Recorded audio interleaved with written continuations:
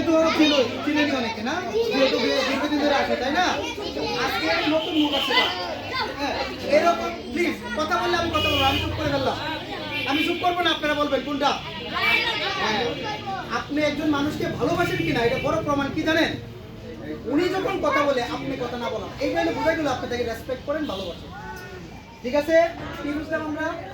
আমি একজনকে ভালোবাসি, এর বড় প্রমাণ হলো ওনাকে সম্মান করার প্রমাণ হলো উনি যখন কথা বলে আমি বলবো না, তাহলে বোঝা গেল আমার কথাটা গুরুত্ব সবাই। এখন আমি একটা কথা বলবো যে কথাটা পুরো বাংলাদেশের প্রয়োজন আমাদের, সবচেয়ে পুরো বাংলাদেশে। আমাদের দেশে প্রায় 30,000 কোটি টাকা বৈধভাবে পাচার হয়ে যায় শুধু একটা কারণ, শুধু একটা কারণ। সেই কারণটা কি জানেন? আমরা ভালো ব্যবহার করতে জানি না। কোথায় জানেন? চিকিৎসা ক্ষেত্রে। এটা নিয়ে আমি কাজ করছি। এখন এই ভালো ব্যবহারটা কোথায় দিতে হবে? চিকিৎসা গেলাম, হাসপাতালে গেলাম, এই নার্স আমার সাথে খুব খারাপ ব্যবহার করছে, কমেন্ট কিন্তু করে ফেলছে একটা। আমি কি করছি? কখনো কি জানছি? কখনো কি জিজ্ঞাসা করছি আমার রুগীটা যখন আমাকে আরেকটা রুগীরা ক্যানুলা করাচ্ছে, আমি কি বলছি আরে আমারটা আগে দেখেন হবে? আমার ধৈর্য ধারণ করতে হবে। কি কারণ করতে হবে? ধৈর্য ধারণ করতে হবে। কারণ কি? ওইটাও একটা রুগী, আমার রুগীটাও রুগী। আমি আমার অন্য রুগীটাকে সম্মান দিব, তাহলে আমার রুগীটাকে ওই নার্সের সম্মান দিব। ঠিক আছে? তাহলে আমরা পুরো দেশে যদি চিকিৎসা ব্যবস্থা উন্নয়নের জন্য আমরা কাজ করি, তাহলে প্রথম কাজ হলো আমাদের ব্যবহার পরিবর্তন করতে হবে। আমি যখন একটা রুগীকে নিয়ে যাব, সেই ক্ষেত্রে আমি ডক্টরকে এই তোমার টাকা দিই না, তুমি তাড়াতাড়ি আমাকে রুগীকে দেখো না, এটা বলা যাবে না। টাকা দেয় এটা আলাদা জিনিস, কিন্তু একটা রুগীকে যখন চিকিৎসা নিব, এটা মানবিক একটা দৃষ্টিভঙ্গি। আপনাকে চিকিৎসা ভালো নাও করতে হবে। এই কিছুক্ষণ আগে এমন একটা ঘটনা ঘটে যাচ্ছে, মানে ঘটছে, আমি তো সমাধান করে আছি। ডাক্তার এবং রুগী লেগে গেছে, তখন আমি রুগীকে বুঝালাম। রুগী তখন বুঝে এরকম লজ্জিত হইলো। তাহলে কি এখন থেকে আমরা কি করব? যখনই কোনো ডাক্তারের কাছে যাব, নার্সের কাছে যাব, স্বাস্থ্যকর্মীর কাছে যাব, তাকে সম্মানপূর্বক কথা বলবো। 22 জন রোগীর আমি সাক্ষাৎকার নিয়েছি, তারা ইন্ডিয়াতে গেছে। একজন রোগীরও বিদেশে যাওয়ার দরকার ছিল না। আমাদের লাখ লাখ টাকা, কোটি কোটি টাকা, প্রতি মাসে 30,000 কোটি টাকা, এটা 2017 সালে কালের কণ্ঠ পত্রিকা প্রকাশিত, যেটা আমি অলরেডি রিসার্চ করতে চেয়েছি। তাহলে আজকে থেকে আমরা শিখলাম তো। আচ্ছা, আর আমি কি সিস্টার আপা বলবো? তাদেরকে কি বলবো? নার্স আপা বলবো। কি বলবো? কি আপা বলবো? ডাক্তারকে যেমন ডাক্তার বলি, তাদেরকেও আমরা নার্স বলবো। কারণ কি? ডাক্তার যখন রাউন্ডে একটা হাসপাতাল ভর্তি হন, কি করে? এটা লেখে চলে যায়। সর্বোচ্চ সেবাটা কারা দিয়ে থাকে বলেন তো? কাদের সেবার মাধ্যমে? ডাক্তার থেকে, অর্থাৎ হাসপাতাল থেকে আমরা বাইর হই, তার মাধ্যমে একটা তাদের সেবার মাধ্যমে, অর্থাৎ সিস্টারদের সেবার মাধ্যমে। ঠিক আছে? নার্সদের সেবার মাধ্যমে আমরা বাইর হই, তাই না? এখন থেকে আমার একটাই কথা ছিল, আমরা এই কাজটা করে যাচ্ছি।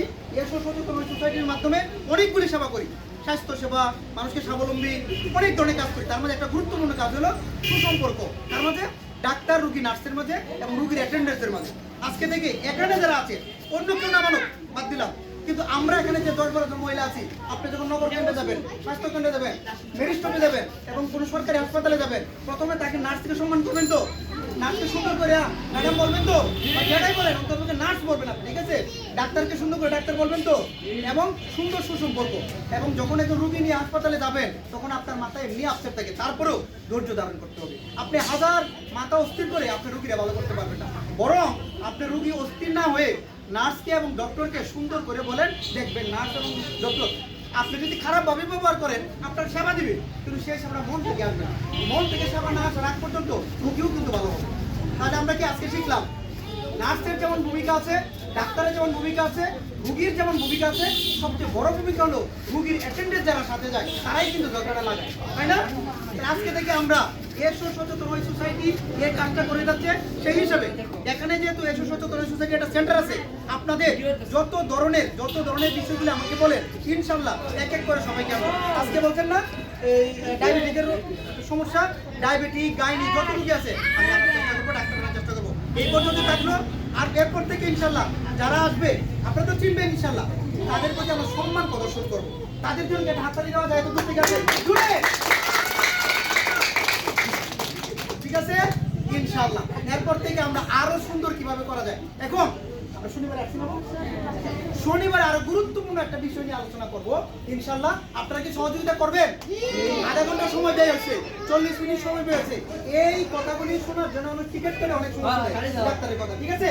আমি আর পারবো না, বকবকার করবো না, বেশি বক করলে ভালো লাগবে না। ঠিক আছে? ওকে, যাইতে পারি তো? এখন কিছু সামান্য বিস্কুট যতটি আছে ততটি, 2-1 বাকি করে শুকরিয়া আলহামদুলিল্লাহ বলবো। ঠিক আছে? ওকে, একটা একটা করে দিয়ে দাও। আলহামদুলিল্লাহ।